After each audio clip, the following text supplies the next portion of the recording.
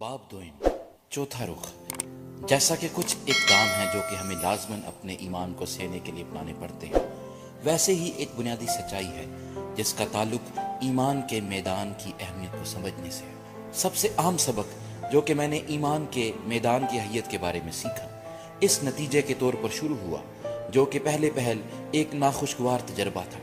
امریکہ میں خادموں کو اس قسم کی مشکل سے دوچار نہیں ہونا پڑتا، لیکن مشرق میں مجھے خدا کی موجزانہ قدرت کے بارے میں تعلیم دیتے ہوئے بہت مشکل سے دوچار ہونا پڑا، کیونکہ بدھ مت میں اس کے پجاریوں نے بھی حیرت انگیز معجزات کیے ہیں۔ حال ہی میں کوریا میں ایک عورت کینسر سے مر رہی تھی اور کوئی بھی طبیب اسے شفا نہ دے سکا۔ وہ بہت سے چرچوں میں گئی اور پھر ایک بدھ راہب کے پاس گئی۔ وہ اسے ایک غار میں لے گیا جہاں بہت سے دعا کر رہے تھے، اور وہ مکمل طور پر صاف اور شفا یاب ہو گئی اور کینسر غائب ہو گیا۔ کوریا میں بہت سے لوگ جن کا تعلق یوگا سے ہے، یوگا کے مراقبات کے ذریعے بیماروں کو شفا دیتے ہیں۔ جب جاپانی سوکا گاکی کی عبادات میں شرکت کرتے ہیں تو بہت سے شفا پاتے ہیں۔ کچھ معدے کے السر سے، گونگے اور بہرے بولتے اور سنتے ہیں اور اندھے دیکھتے ہیں۔ لہٰذا قدرتی طور پر ہم مسیحی اور خاص کر پینٹیکاسٹل مسیحی ان واقعات کی توجیہ کرنے میں بہت مشکل میں پڑ جاتے ہیں۔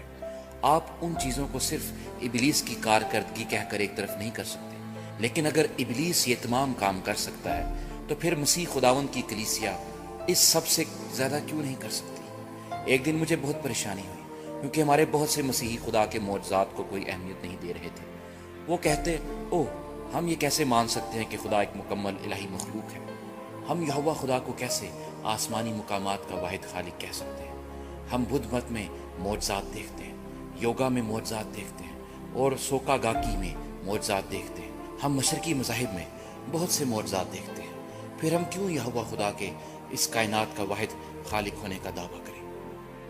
لیکن میں جانتا تھا کہ ہمارا خدا بے مثال خدا ہے، واحد خدا ہے اور کائنات کا خالق ہے۔ لہٰذا میں نے ان کے سوالوں کو خدا کے حضور دعا کا مضمون بنا لیا۔ میں نے خدا کا ایمان اور اس کے جوابات تلاش کرتے ہوئے روزہ رکھا اور دعا کی۔ پھر ایک شاندار مکاشفہ میرے دل میں آیا اور مجھے ایک توجہ ملی، اور اس وقت سے میں نے کوریا میں اپنے چرچ میں اسپیکروں کے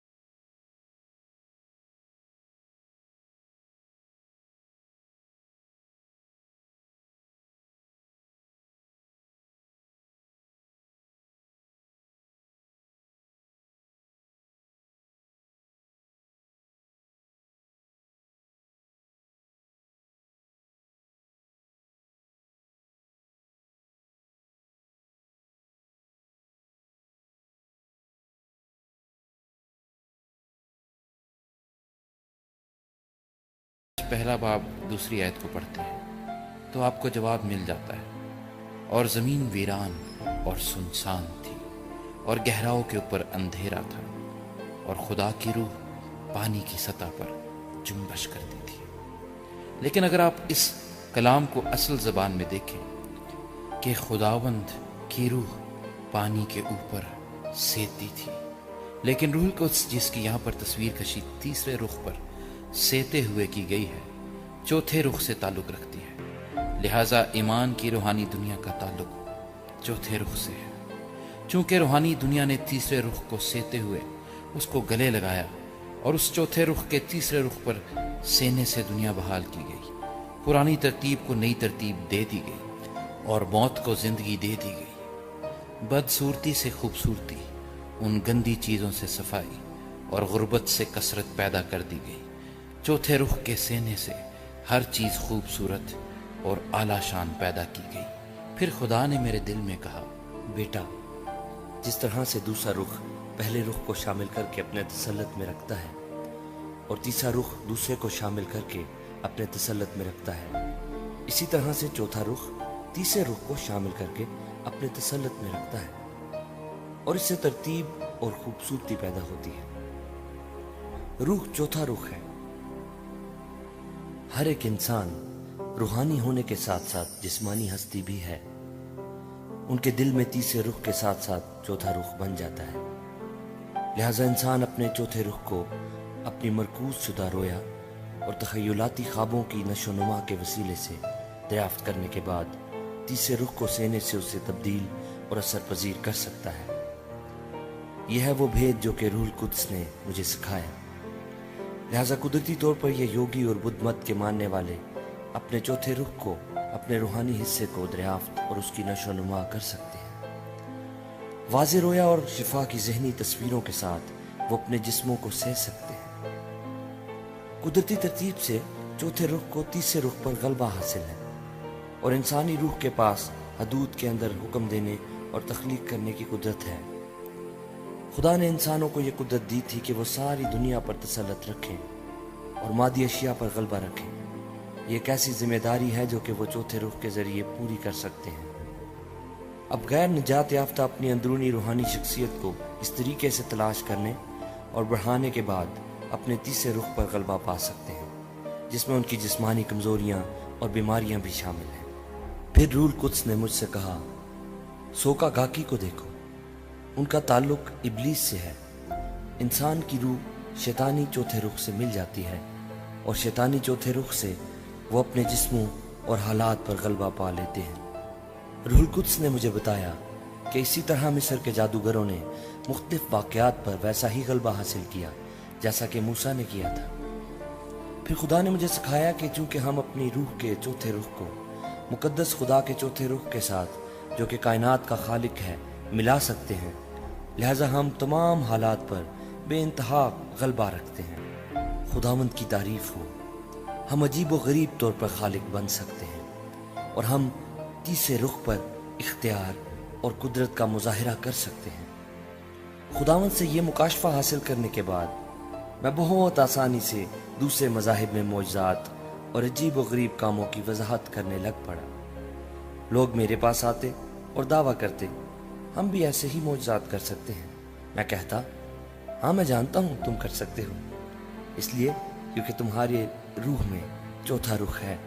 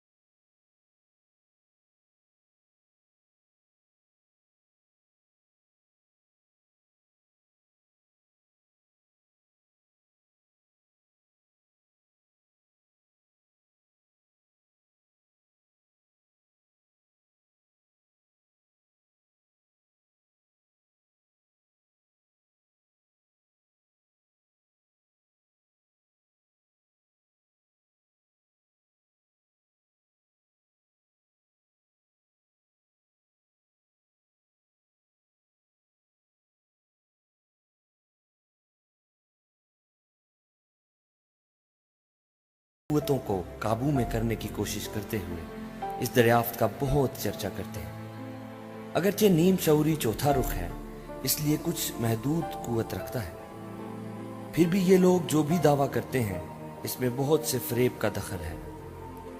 मैं अमेरिका आकर इन कुतुब को पढ़कर हैरान हुआ जो कि अमेरिका के पास्टरों ने मुझे दी थी, क्योंकि इन कुतुब ने नीम शऊरी को तकरीबन एक कादिर मुतलक खुदा बना दिया था और ये एक बहुत बड़ा फरेब है। नीम शऊरी कुछ असर रखती है लेकिन वो बहुत महदूद है اور ہمارے قادر مطلق خدا کی طرح تخلیق نہیں کر سکتا۔ میں نے امریکہ میں یونیٹیرین کلیسیا کو نیم شعوری کی نشو نما کی کوشش کرتے ہوئے دیکھنا شروع کر دیا ہے، جو کہ انسان کی روح کا چوتھا رخ ہے، اور اس انسانی روح کو مسیح خداوند کی جگہ پر لے آئے ہیں، اور یقیناً یہ ایک بہت بڑا فریب ہے اور بہت بڑا خطرہ بھی۔ جب تک ہم ان تعلیمات میں چند ایک حقیقتوں اور سچائیوں کو پہچان نہیں لیتے، یہ نہایت ضروری ہے کہ اس بات کو جانیں کہ ابلیس بھی برائی کا چوتھا رخ رکھتا ہے۔ بہرحال خدا ہی مقدس، واحد اور قادر مطلق ہے۔ چوتھا رخ ہمیشہ حکم دیتا اور تخلیق کرتا رہتا ہے۔ پیدائش کی کتاب میں خداوند کی روح پانی پر جنبش سینا کرتی تھی۔ وہ ایک مرغی کی طرح تھی جو اپنے انڈوں پر بیٹھی ہوئی تھی، انہیں سے رہی تھی اور چوزے نکال رہی تھی۔ کچھ ایسے ہی طور پر روح القدس تیسرے رخ کو سیتی ہے، اور ایسے ہی شیطانی روح بھی سیتی ہے۔ میں امریکہ میں ٹیلی ویژن پر چیزیں دیکھ رہا تھا، اور ایک جگہ پر اس لیے بہت اختلاف رائے پایا جاتا تھا کیونکہ ایک شخص کو قتل کر دیا گیا تھا۔ وکیل اس بات کے حق میں تھے کہ یہ نوجوان قاتل تشدد آمیز ٹیلی ویژن پروگراموں کی وجہ سے مخمور تھا۔ اس بات میں بہت حد تک سچائی تھی، کیونکہ اس لڑکے نے ٹیلی ویژن دیکھنے کے بعد اپنے چوتھے رخ کا مظاہرہ کرنا شروع کر دیا۔ وہ تشدد کے ان افعال پر سیتا رہا، اور قدرتی طور پر اس نے اسی گناہ کو جنم دیا۔ چوتھے رخ کی زبان۔ چوتھے رخ کی سچائی دریافت کرنے سے میری خدمت میں انقلاب آ گیا ہے، اور اس سے آپ بھی اپنی زندگی میں انقلاب لا سکتے ہیں۔ آپ سوچتے ہوں گے کہ ہم کس طرح سے اپنے نیم شعور کو سہ سکتے ہیں۔ ہم محدود خیموں میں رہتے ہیں، جبکہ روح القدس اپنی ہر جگہ موجودگی کے باعث آسانی سے تمام دنیا پر سہ سکتا ہے۔ لیکن ہم تو وقت اور جگہ میں اس قدر محدود ہیں کہ واحد طریقے جس کے ذریعے ہم سہ نہ سکتے ہیں وہ ہے ہمارے تخیلات، ہماری رویا اور ہمارے خواب۔ یہی وجہ ہے جس کے لیے روح القدس ہمارے ساتھ تعاون کرنے کے لیے آتا ہے، تاکہ تخلیق کرے، نوجوانوں کی مدد کرتے ہوئے کہ وہ رویا دیکھیں اور بوڑھے لوگ خواب دیکھیں۔ رویاؤں اور خوابوں کے وسیلے سے ہم حدود کی دیوار سے رستہ بنا سکتے ہیں اور کائنات تک پھیل سکتے ہیں۔ یہی وجہ ہے کہ خدا کا کلام کہتا ہے، جہاں رویا نہیں لوگ ہلاک ہو جاتے ہیں۔ اگر آپ کے پاس کوئی رویا نہیں تو آپ تخلیقی نہیں ہیں، اور اگر آپ تخلیق کرنا بند کر دیں تو پھر آپ ہلاک ہو جائیں گے۔ رویا اور خواب چوتھے رخ کی زبان ہے، اور روح القدس ان کے وسیلے سے رابطہ قائم کرتی ہے۔ صرف رویا اور خواب ہی کے وسیلے سے آپ بڑی کلیسیاؤں کے خواب اور تصویر دیکھ سکتے ہیں۔ آپ نئے مشنری میدان کا تصور کر سکتے ہیں۔ آپ اپنی کلیسیا کی تعداد میں اضافے کا تصور کر سکتے ہیں۔ تصور اور خواب دیکھنے کے ذریعے آپ اپنے مستقبل کو سہ سکتے ہیں، نتائج کو جنم دے سکتے ہیں۔ میں روحانی مثالوں کے ذریعے اس بات کا ثبوت دیتا ہوں۔ کیا آپ جانتے ہیں کہ آدم اور حوا فضل سے کیوں گر گئے؟ ابلیس جانتا تھا کہ چوتھا رخ، رویائیں اور خواب کسی بھی شخص کے دماغ میں واضح نتائج پیدا کر سکتے ہیں۔ ابلیس نے اس مفروضے پر مشتمل ایک چال استعمال کی۔ اس نے یہ کہتے ہوئے حوا کو دعوت دی، حوا ادھر آؤ اور اس درخت کے پھل کو دیکھو جسے کھانا منع ہے۔ اسے دیکھنا تو بے ضرر ہے، لہذا تم کیوں نہ ادھر آ کر اسے دیکھو۔ یوں صرف پھل کو دیکھنا بے ضرر دکھائی دیتا تھا۔ حوا گئی اور اس نے درخت کے پھل کو دیکھا۔ اس نے صرف ایک مرتبہ ہی نہ درخت کو دیکھا، بلکہ وہ مسلسل دیکھتی ہی رہی۔ بائبل پیدائش کی کتاب کے 30 باب اور 6 آیت میں بتاتی ہے، عورت نے جو دیکھا کہ وہ درخت کھانے کے لیے اچھا ہے تو اس نے پھل میں سے لیا اور کھایا۔ اس سے پہلے کہ وہ کھاتی اس نے درخت کو دیکھا اور اس پھل کو بھی اپنے تخیل میں دیکھا۔ اس نے پھل کھانے کے بارے میں سوچا اور اسے اپنے چوتھے رخ میں لے گئی۔ چوتھے رخ میں برائی یا اچھائی تخلیق ہوتی ہے۔ حوا اس درخت کے پھل کو واضح طور پر دیکھتے ہوئے اور یہ سوچتے ہوئے کہ وہ اسے خدا کی مانند عقل مند بنا دے گا، اپنے تصور میں اس کی تصویر لائی۔ پھر اس نے درخت کی طرف اس قدر کھچاؤ محسوس کیا، یہ ایسے تھا جیسے وہ اس کی طرف کھینچی چلی جا رہی تھی۔ پھر اس نے درخت کے پھل کو لیا اور اسے کھایا، پھر کچھ اپنے شوہر کو بھی دیا، اور یہ کرنے کی وجہ سے وہ گرائی گئی۔ اگر دیکھنا اس قدر اہم نہیں ہے تو پھر کیوں خداوند کے فرشتے نے لوط کی بیوی کو اس قدر ہولناک سزا دی؟ پیدائش 19:17 میں بائبل کہتی ہے، اپنی جان بچانے کو بھاگ، تو پیچھے مڑ کر نہ دیکھنا۔ یہ ایک واضح حکم ہے، تم اپنے پیچھے نہ دیکھنا۔ بہرحال جب آپ پیدائش 19:26 پڑھتے ہیں تو آپ پر انکشاف ہوتا ہے کہ لوط کی بیوی نے پیچھے مڑ کے دیکھا اور نمک کا ستون بن گئی۔ اس پر وہ ہولناک سزا اسے ملی کیونکہ اس نے پیچھے مڑ کر دیکھا تھا۔ آپ کہہ سکتے ہیں کہ وہ سزا بہت سخت تھی، لیکن جب آپ روح کے اس اصول کو سمجھ جاتے ہیں پھر ایسا نہیں لگتا، کیونکہ اس نے جب پیچھے مڑ کر دیکھا تو اس نے نہ صرف اپنی جسمانی آنکھوں سے دیکھا، بلکہ جب اس نے دیکھا تو وہ نظارہ اس کے نیم شعور میں چلا گیا اور اس کے تخیلات پر گرفت مضبوط کر لی۔ پرانی زندگی کی خواہش نے اس پر غلبہ پانا شروع کر دیا اور خدا نے اپنی راست عدالت کا اس پر عمل درآمد کیا۔ خدا روح القدس کی اس زبان کو بہت سی زندگیاں تبدیل کرنے کے لیے استعمال کر رہا ہے۔ پیدائش 13واں باب 14 سے 15 آیت کو آپ غور سے پڑھیں۔ لوط کے جدا ہو جانے کے بعد خداوند نے ابراہیم سے کہا کہ اپنی آنکھ اٹھا اور جس جگہ تو ہے وہاں سے شمال اور جنوب اور مشرق اور مغرب کی طرف نظر دوڑا، کیونکہ یہ تمام ملک جو تو دیکھ رہا ہے میں تجھ کو اور تیری نسل کو ہمیشہ کے لیے دوں گا۔ خدا نے یہ نہ کہا، اے ابراہیم میں تجھے کنعان دوں گا، صرف اس کا دعویٰ کر۔ نہیں، بڑی وضاحت کے ساتھ خدا نے اسے اپنی جگہ پر کھڑے ہونے کو کہا اور شمال، جنوب، مشرق اور مغرب کی جانب دیکھنے کو کہا، اور یہ کہ وہ ملک وہ اسے اور اس کی نسل کو دے گا۔ میری خواہش ہے کہ اس کے پاس ایک ہیلی کاپٹر ہوتا، کیونکہ تب وہ اوپر کو جاتا اور تمام مشرق وسطیٰ دیکھتا، اور اس طرح سے وہ بہت سے گزشتہ اور موجودہ مصائب سے درگزر کر سکتا تھا۔ لیکن چونکہ اس کے پاس نہ کوئی ہیلی کاپٹر تھا اور نہ ہی دوربین، لہٰذا اس کی بصارت محدود تھی۔ دیکھنا حاصل کرنا ہے۔ ابراہیم نے ملک کو دیکھا، پھر وہ اپنے خیمے میں واپس گیا اور اپنے بستر پر گیا تاکہ وہ اس ملک کو جو کہ اس کا ہونے کو تھا اس کے بارے میں خواب دیکھ سکے۔ اس کے چوتھے رخ میں روح القدس نے وہ زبان استعمال کرنا شروع کر دی، روح القدس نے غلبہ پانا شروع کر دیا۔ یہ بات دلچسپی کی ہے کہ جب ابراہیم نے اپنا بچہ اسحاق حاصل کیا تب وہ 100 برس کا تھا اور سارہ 90 برس کی تھی۔ تو خدا آیا اور اسے بتایا کہ اس کے ہاں بچہ ہونے والا ہے، تو ابراہیم ہنستا ہی گیا۔ اس کا مطلب یہ ہے کہ ابراہیم اس بات پر مکمل طور پر ایمان نہیں رکھتا تھا۔ ہم یہ بھی دیکھتے ہیں کہ سارہ بھی خیمے کے پیچھے ہنسی۔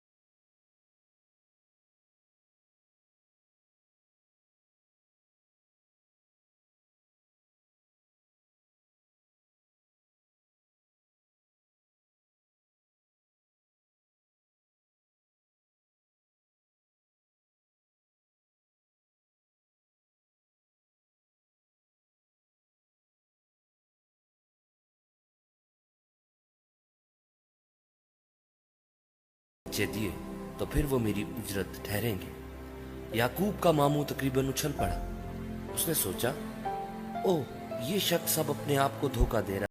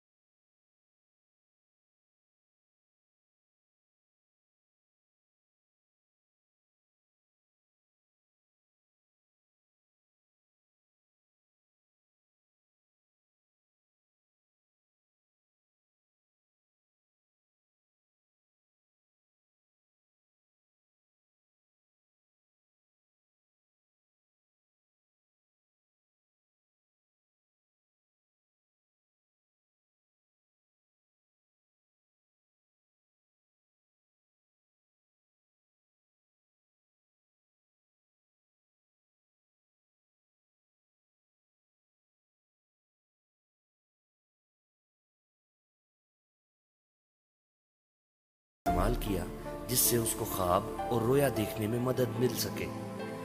याकूब ने इस दीवार की तरफ इस कदर देखा कि उसका जहन उसके तसव्वुर से भर गया। वो सोता तो यही ख्वाब देखता कि उसके मोइशी धारीदार और चित्तल बच्चों को पैदा कर रहे हैं। दूसरे बाब में हम पढ़ते हैं कि मोइशियों ने धारीदार और चित्तल बच्चों को जन्म दिया। इंसान के ख्यालात चौथे रुख में बहुत बड़ा किरदार अदा करते हैं। जानवर इस तौर पर, जैसा कि हम देख सकते हैं, कभी भी ख्यालात नहीं रख सकते हैं, क्योंकि ख्यालात रूह के काम हैं। जब याकूब ने अपने ख्यालात और दिल में इन धारीदार मवेशियों की रोया और ख्वाब पर गिरफ्त हासिल करना शुरू कर दी, तो उसने रूहुल कुद्स की जुबान सीखना शुरू कर दी।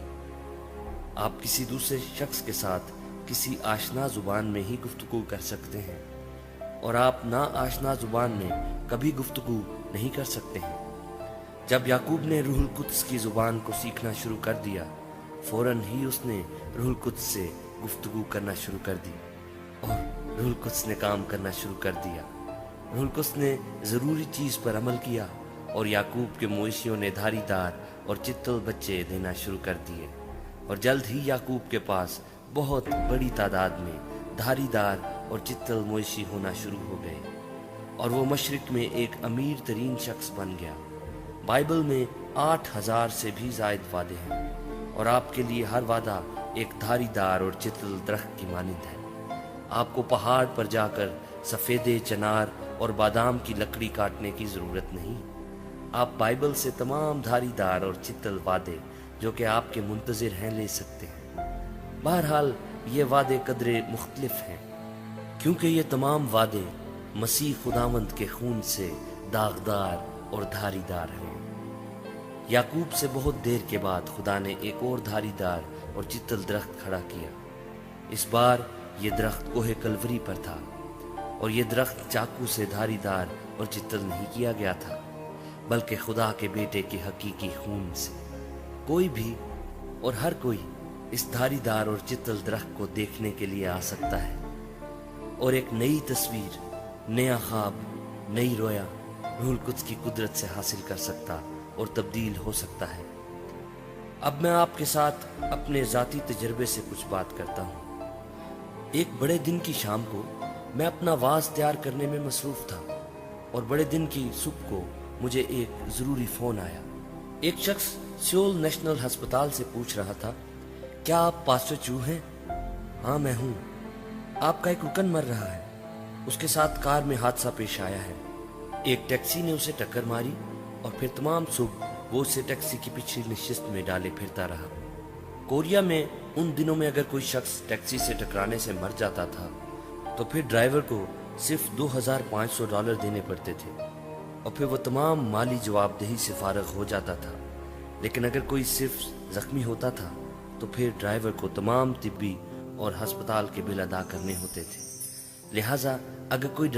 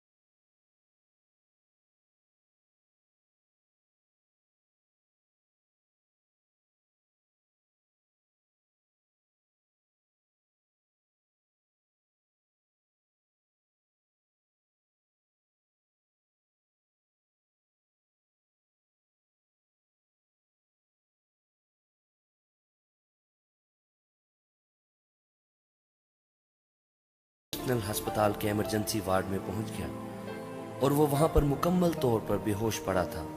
ڈاکٹر نے پھر کہا کہ کوئی امید نہیں ہوگی. پاسٹر صاحب کسی چیز کی امید نہ رکھیں، وہ مر رہا ہے، ہم کچھ نہیں کر سکے. جب ہم نے اس کا معدہ کھولا وہاں پر 3 جگہیں تھیں جہاں سے اس کی انتڑیاں مکمل طور پر کٹ چکی تھیں اور یہ جگہیں اس کے فضلہ اور گند سے بھر چکی تھیں. کوئی امید نہیں ہے. میں نے جواب دیا، اچھا میں اپنی پوری کوشش کروں گا. جب میں اندر گیا تو وہ گہری بے ہوشی میں تھا. میں نے اس کے برابر گھٹنے ٹیک دیے اور کہا، خداوند خدا مجھے صرف 5 منٹ دے دے، پھر میں کوشش کروں گا. اسے صرف 5 منٹ کے لیے بے ہوشی سے نکال دے، پھر میں کوشش کروں گا.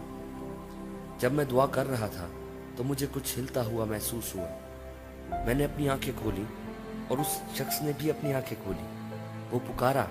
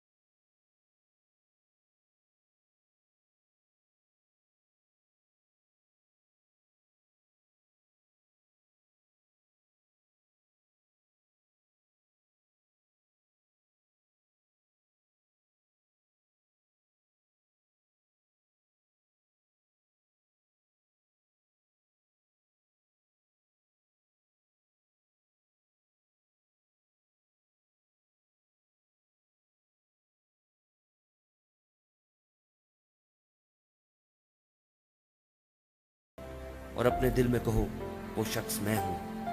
موت کی تصویر مت کھینچو، ایک مردے کی تصویر مت کھینچو. اس شخص کے بارے میں سوچتے رہو اور میں دعا کرتا رہوں گا. تم صرف ایک ذہنی تصویر کھینچو اور دعا مجھ پر چھوڑ دو. کیا تم یہ کرو گے؟ ہاں پاسٹر صاحب، میں اپنے خواب تبدیل کر دوں گا، میں اپنی سوچیں تبدیل کر دوں گا. میں کہوں گا کہ وہ شخص میں ہوں. میں اس خواب اور رویا کو حقیقت بنانے کی کوشش کروں گا. میں دیکھتا ہوں، وہ چلایا.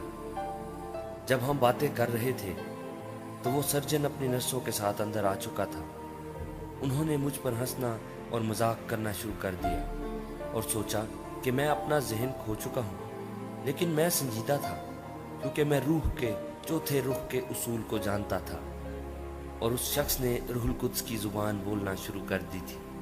کسی غیر ملک میں مشنری کی طرح جو کہ براہ راست ان کی زبان بولنا سیکھنے سے کسی ترجمان کو استعمال کیے بغیر ان کے ساتھ گہرے طور پر رابطہ قائم کر سکتا ہے۔ اسی طرح اس مرتے ہوئے شخص نے روح القدس کی زبان سیکھ لی تھی۔ جیسے ہی میں نے گھٹنے ٹیکے اور اس کے بستر کو تھاما، میں نے دعا کی، پیارے روح القدس، اب یہ تمہاری زبان بول رہا ہے۔ اس کے پاس ایک خواب اور ایک رویا ہے، اس کے مادی جسم میں آ جاؤ۔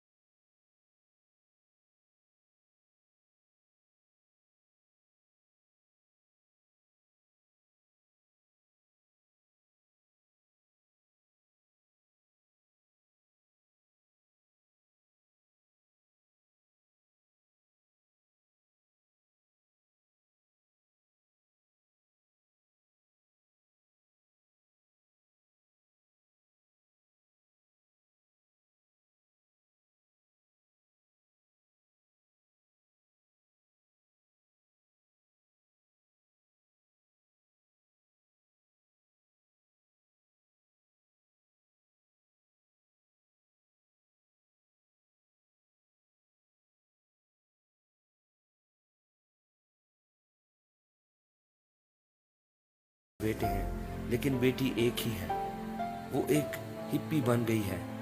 وہ میرے شوہر اور بیٹوں کے دوستوں کے ساتھ کبھی کسی ہوٹل میں اور کبھی کسی ہوٹل میں ہوتی ہے، اور کبھی اس ناچ گھر میں اور کبھی اس ناچ گھر میں ہوتی ہے۔ وہ ہمارے خاندان کے لیے شرمندگی بن گئی ہے۔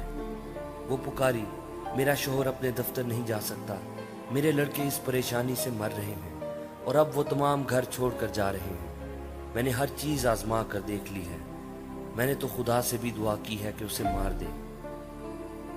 او پاسٹر چو، میں کیا کر سکتی ہوں؟ میں نے اس سے کہا، بڑبڑانا اور رونا بند کرو۔ اب میں بڑی وضاحت سے دیکھ سکتا ہوں کہ کیوں خدا تمہاری دعا کا جواب نہیں دے سکتا ہے۔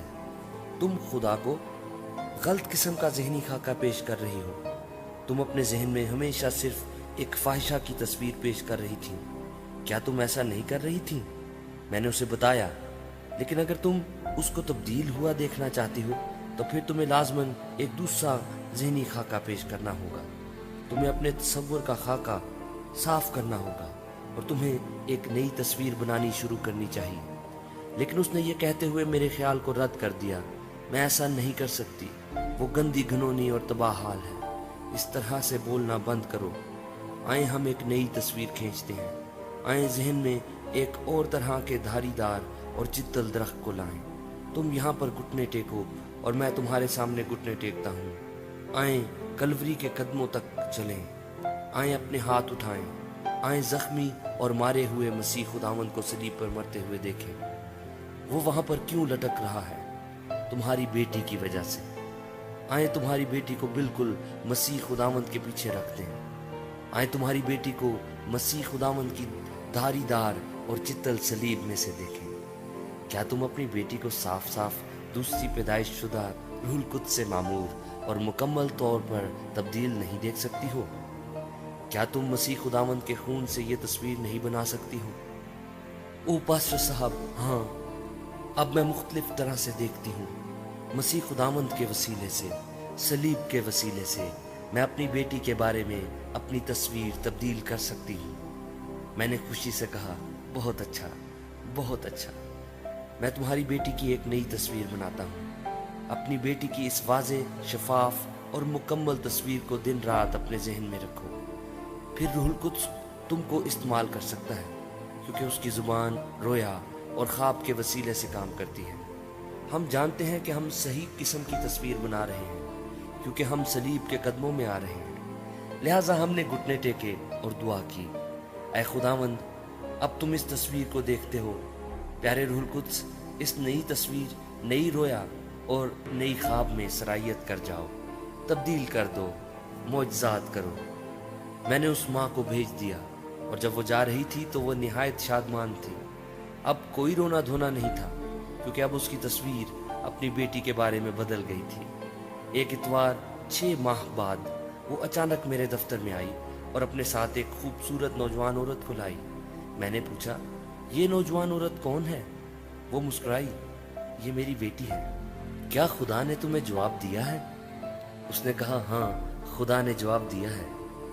پھر اس نے مجھے کہانی سنائی۔ ایک رات اس کی بیٹی ہوٹل میں کسی شخص کے ساتھ سو رہی تھی۔ صبح کو جب وہ اٹھی تو اس نے اپنے آپ کو گندا اور تباہ حال محسوس کیا۔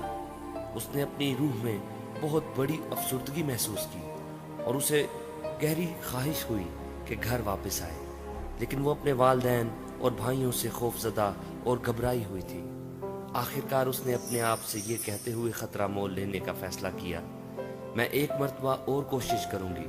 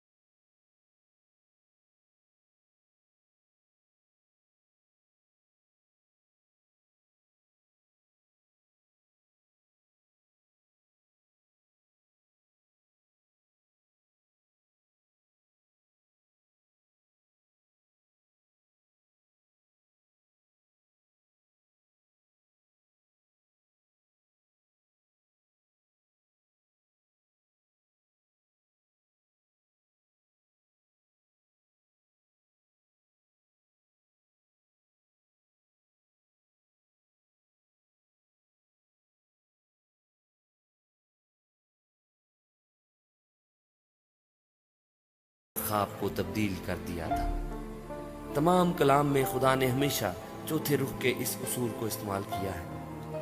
یوسف کو دیکھیے، اس سے پہلے کہ وہ غلام کے طور پر بیچا جاتا، خدا نے پیشتر ہی سے اس کے دل میں تصویریں چوتھے رخ میں نقش کر دی تھی۔ بے شمار خوابوں کے ذریعے خدا نے یوسف کے دل کو واضح رویا دی تھی۔ اگرچہ یوسف غلام کے طور پر مصر سے لے جایا گیا، لیکن وہ پیشتر ہی سے اپنے ایمان پر غلبہ پائے ہوئے تھا۔ یوسف بعد میں نائب سلطنت بنا۔ موسیٰ کی طرف دیکھیے، خیمہ اجتماع سے پہلے اسے کوہ سینا پر بلایا گیا۔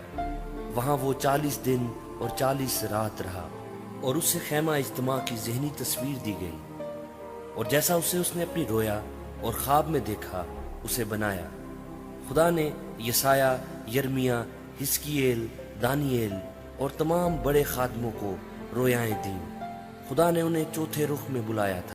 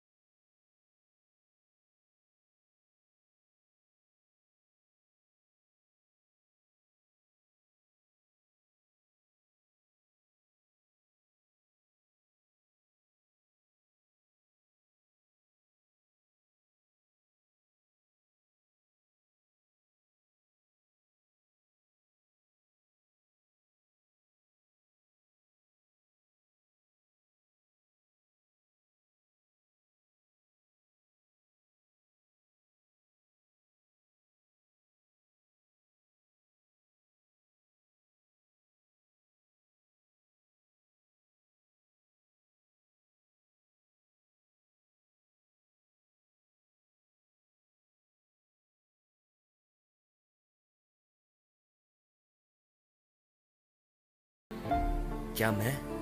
ہاں، میں چٹان کی مانند ہوں۔ پطرس رسول ابتدائی کلیسیا کی ایک مضبوط چٹان بنا، لیکن اس سے پہلے کہ وہ اس چٹان میں تبدیل ہوتا، مسیح خداوند نے پطرس کی چٹان کے طور پر اپنے دل میں رویا دیکھی، اور پھر پطرس وہ چٹان بنا۔ خدا نے یعقوب کا نام اسرائیل میں تبدیل کر دیا، جس کے معنی ہے خدا کا شہزادہ۔ وہ ایک دھوکے باز اور آوارہ گرد تھا، لیکن اس کا نام شہزادہ رکھا گیا، اور اس کے بعد ہی وہ تبدیل ہوا۔ غیر مسیحی تمام دنیا میں ماروائی خیالات اور بدھ خیالات میں پڑے ہوئے ہیں۔ ان خیالات میں لوگوں کو ایک واضح مقصد اور رویہ رکھنے کو کہا جاتا ہے۔ سوکا گاکی میں وہ خوشحالی کی ایک تصویر کھینچتے ہیں اور فکرات کو بار بار دہراتے ہیں تاکہ انسان کے روحانی چوتھے رخ کی نشو و نما کر سکیں۔ یہ لوگ کچھ تخلیق کر رہے ہیں۔ جاپان میں جبکہ مسیحیت 100 سال سے بھی زائد عرصے سے ہے، پھر بھی وہاں پر صرف 5% آبادی مسیحوں کی ہے۔ اس کے برعکس سوکا گاکی کے لاکھوں پیروکار ہیں۔ سوکا گاکی نے چوتھے رخ کے اصول کو استعمال کیا اور معجزات کیے، لیکن مسیحیت میں صرف ایمان اور تعلیم ہی کی بات کی جاتی ہے۔ لوگ خدا کی شبیہ پر تخلیق کیے گئے ہیں۔ خدا معجزات کا خدا ہے، اس لیے اس کے بیٹے اس خواہش کے ساتھ پیدا ہوئے ہیں کہ معجزات کو ہوتا ہوا دیکھیں۔ معجزات کو دیکھے بغیر لوگ اس بات سے مطمئن نہیں ہوتے کہ خدا قادر ہے۔ آپ کی ذمہ داری۔ آپ اس بات کے ذمہ دار ہیں کہ لوگوں تک معجزات پہنچائیں۔ بائبل تیسرے رخ کی نہیں بلکہ چوتھے رخ کی ہے، کیونکہ اس میں ہم خدا کے بارے میں پڑھتے ہیں اور اس زندگی کے بارے میں بھی جو کہ اس نے ہمارے واسطے رکھی ہے، اور ہم روح القدس کی زبان میں سیکھ سکتے ہیں۔ کلام مقدس پڑھنے سے آپ اپنی رویاؤں اور خوابوں کو بڑھا سکتے ہیں۔ آپ اپنی رویا اور خواب بنائیں اور تخلیق کریں۔ روح القدس کو آنے دیں تاکہ اس کلام کو جو آپ پڑھتے ہیں زندہ کر دیں، اور نوجوانوں میں رویا اور بوڑھوں میں خواب پیوست کر دیں۔ اگر آپ ایک مشنری کی سی تحریک اور موقع نہیں پا سکتے تو کم سے کم آپ اپنی کرسی پر بیٹھ کر خواب تو دیکھ سکتے ہیں، وہ بھی قدرت رکھتے ہیں۔ آئیں، روح القدس کو آنے دیں اور وہ آپ کو اپنی زبان سکھائے جو کہ رویا اور خواب کی زبان ہے۔ پھر ان رویاؤں اور خوابوں کو دیکھیں اور اس کی زبان کے ذریعے روح القدس کو بہنے دیں اور تخلیق کریں۔ خدا آپ کو آپ کے دل کی خواہشات دینا چاہتا ہے۔ خدا ان خواہشات کو پورا کرنے کے لیے تیار ہے۔